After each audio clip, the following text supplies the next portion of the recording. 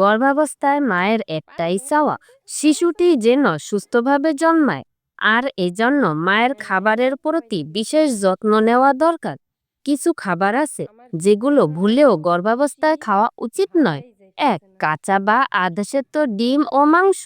এতে ব্যাকটেরিয়া থাকতে পারে যা মায়ের ও শিশুর জন্য ঝুঁকিপূর্ণ। দুই, বেশি কাঁচা দুধ বা পাস্তুরাইজড নয় এমন দুধজাত খাবার, এতে জীবাণু থেকে সংক্রমণ হতে পারে।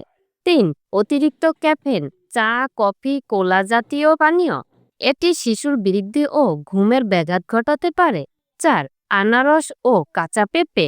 এসব খাবার জরায়ুতে সংকোচন এনে মিসক্যারেজের ঝুঁকি বাড়ায়। পাঁচ, রাসায়নিকযুক্ত জ্যাম ফুড ও অতিরিক্ত ঝাল চর্বিযুক্ত খাবার। এগুলো গ্যাস্ট্রিক অস্বস্তি এবং শিশুর বিকাশে সমস্যা করতে পারে।